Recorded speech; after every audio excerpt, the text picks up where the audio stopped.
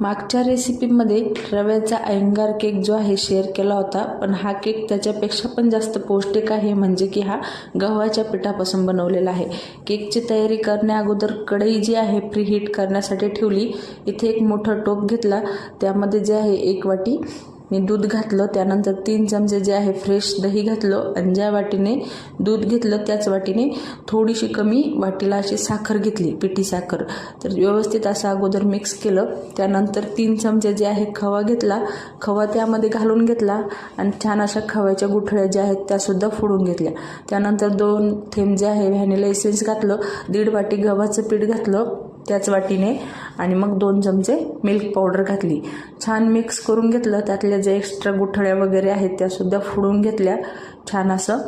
त्यानंतर अर्धा चमचा बेकिंग पावडर घातली, पाव चमचा खाता सोडा, चिमूटभर मीठ घातलं, त्यावर थोडंसं 1 चमचा दूध घातलं आणि छान असं फेटून घेतलं। कन्सिस्टन्सी तुम्ही पाहू शकता अशा प्रकारची झालेली आहे।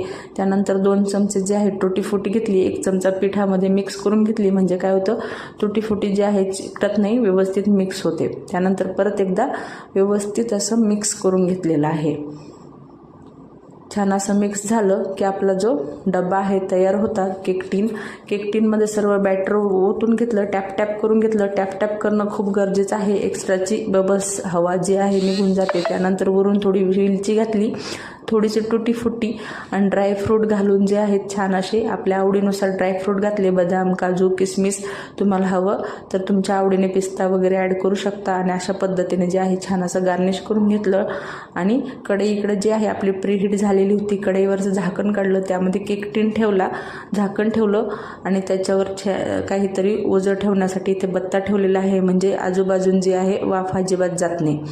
अशा प्रकारे जे आहे 40 मिनिटं जे आहे मीडियम फ्लेमवर केक तयार झालेला आहे आणि केक काढून घेतला। सुरीला केक लागला नाही म्हणजे केक जो आहे व्यवस्थित असं बेक झालेला आहे। तर इकडे कट करून घेतला आणि तुम्ही पाहू शकता केकची जाळी बघा, एकदम मस्त असा केक जो आहे तयार झालेला आहे। चला मग पटापट लाईक, शेअर, सबस्क्राईब करा। सविस्तर व्हिडिओ चॅनलवर अपलोड केलेला आहे, खालील दिलेल्या त्रिकोणी बटनावर क्लिक करून पाहू शकता आणि हेल्दी असा पारसी केक जो आहे एन्जॉय करा।